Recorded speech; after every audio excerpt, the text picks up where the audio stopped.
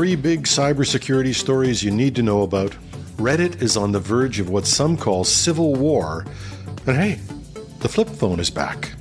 These and more top tech news stories from #Trending and Tech Newsday. I'm your host, Jim Love, CIO of IT World Canada and Tech Newsday in the US. Reddit is still facing a huge backlash from its user base from its decision to charge for access to its API. This move, aimed at increasing profitability as the company moves towards going public, has led to protests across nearly 9,000 subreddits, with many moderators making their groups private and inaccessible. 2 popular apps, Reddit is Fun and Apollo, which have over 41 million downloads combined, are both shutting down as a result of the new API usage fees. The ongoing protest, which some moderators plan to continue indefinitely, has led to concerns about the future of Reddit. Rory Meir, an associate director of community organizing at the Electronic Frontier Foundation, suggests that unless Reddit changes its course, it could face a slow attrition of users and content. Amy Bruckman, a Regents Professor and Senior Associate Chair at Georgia Institute of Technology School of Interactive Computing, also highlights that the move feels like a betrayal of the community's trust. She points out that the most vocal critics are the volunteers who keep the communities functional, arguably the most important users on the site. CEO Steve Huffman remains defiant, claiming that Reddit's moderators have too much power, and he's reported to be vowing to change Reddit's rules to limit that power. Reddit's initial justification for limiting its API access was to control the data usage by generative artificial intelligence companies like OpenAI. However, in an interview with NPR, Reddit CEO Steve Huffman admitted that limiting third-party access would also help Reddit control how it displays ads, its primary source of income. As the protest continues, some users are leaving the platform, and there's no clear alternative emerging as a replacement, but some have set up on Discord or even Twitter. And while some forums have reopened, they are being attacked by their own members who are threatening to leave. Other forums have reopened and, thumbing their nose at CEO Huffman, have their only content being pictures of popular comedian John Oliver. Despite this, Reddit is hoping somehow that user loyalty will keep people on its site, even if they have to switch to the official app. Getting back the volunteer moderators with CEO Huffman's tough guy stand appears difficult. He might win this, but he might go down as the most tone-deaf CEO of our time. Because given Reddit's members' reputation for lack of, let's say, conventionality or respect for authority, picking a fight with your volunteer moderators is not only a bad strategy, but it makes you wonder if Huffman has actually ever read a Reddit forum. Hackers suspected to be backed by China have exploited a vulnerability in a widely used email security tool, Barracuda Network's email security gateway. They have targeted hundreds of organizations worldwide, according to a report by Google-owned Mandiant.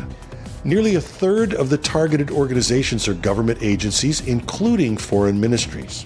The group, known as UNC4841, catchy name, and believed to be working for the Chinese government, has reportedly been exploiting the security flaw since at least October.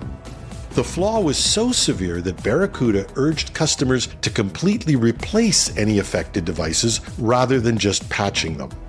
Once inside an organization's network, the hackers primarily focused on data theft and used compromised devices to send more malicious emails to other targets. Despite Barracuda releasing a patch last month, the hackers deployed a new malware strain to maintain their access across victims in at least 16 different countries.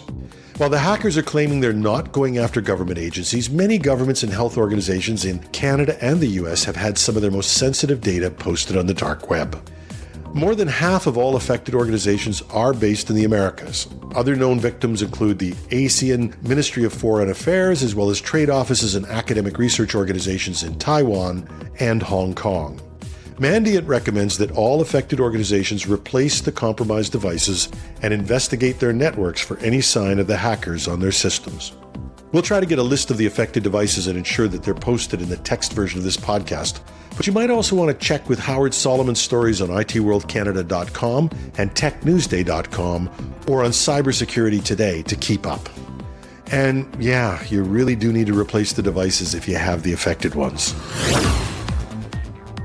And if the Clop ransomware story isn't enough in what one senior cybersecurity expert has termed the story of the summer, hackers have rushed to exploit a flaw in the MOVEit file transfer tool, according to the U.S. Cybersecurity and Infrastructure Security Agency, CISA. The breaches, which have affected governments and companies in the US, in Canada, and the UK, underscore the ongoing vulnerability of government and healthcare agencies to cyber attacks, despite several years of efforts to enhance security. The MOVEit file transfer tool, developed by a software firm called Progress, has been the focus of a weeks-long hacking campaign. Among the victims are Shell, the British oil and gas multinational, Johns Hopkins University, and the University Systems of Georgia. The U.S. Department of Energy confirmed that 2 of its entities were compromised using the MOVEit vulnerability, and over 100,000 records were compromised in the Canadian province of Nova Scotia. And this is all just the tip of the iceberg. The hackers, who have claimed responsibility for several other attacks exploiting the MOVEit flaws, have primarily focused on stealing information stored on the file transfer application at the time of the intrusion. CISA Director Jen Easterly stated there's no evidence of the intrusion being used to gain broader access to victims' organizations' systems. Progress has released 2 patches to resolve the targeted vulnerabilities and recommends that organizations cut off internet traffic to affected systems until they're able to update their systems. And here's number 3. Microsoft has confirmed that recent outages affecting Azure, Outlook, and OneDrive were caused by Layer 7 DDoS attacks, distributed denial of service. These attacks were carried out by threat actors known as Storm 1359, again with the catchy names, also referred to as Anonymous Sudan. The outages began in early June, with the web portal for Outlook targeted on June 7th. OneDrive was targeted on June 8th, and the Microsoft Azure portal on June 9th. Microsoft initially hinted at DDoS attacks as the cause, stating they were applying load balancing processes in order to mitigate the issue. Despite the attacks, Microsoft has seen no evidence that customer data has been accessed or compromised.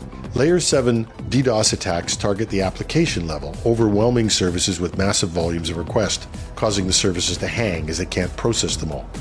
Anonymous Sudan, which launched in January 2023, has targeted organizations and government agencies worldwide, taking them down in DDoS attacks or leaking stolen data. In June, they turned their attention to Microsoft, demanding $1 million to stop the attacks. Okay, just so we don't have to talk you down off the ledge, here's a little bit of good geeky news. Motorola is back with the flip phone.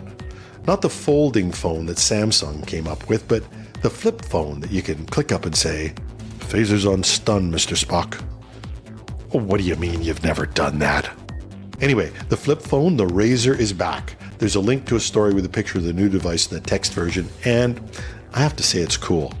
And not to totally mix my memes, but if I hadn't gone over to the dark side recently and got my first iPhone, I might have gone for this one. I still might. Beam me up, Scotty. That's the top tech news stories for today. Links to all the stories can be found in the text version of this podcast at itworldcanada.com/podcasts. Hashtag Trending goes to air 5 days a week with a special weekend interview episode called Hashtag Trending, the Weekend Edition. You can find us on Google, Apple, Spotify, wherever you get your podcasts. And we could even be in your home on your Alexa or Google Smart Speaker. In addition, we're on YouTube 5 days a week with a video newscast, only there we're called Tech News Day. Check us out and give us a like. We love to hear your comments. You can find me on LinkedIn, Twitter, or on our new Mastodon site, technews.social, where I'm @TheRealJimLove. And if that's too much to remember, just go to the article at itworldcanada.com/podcasts, and you'll find a text version with additional links and references. Click on the X or the check mark and tell us what you think. iPhone, Samsung, Motorola, we don't care how you contact the mothership. We read it all. Captain, there's a message on the screen. What does it say, Mr. Spock? It says, "Have a marvelous Monday."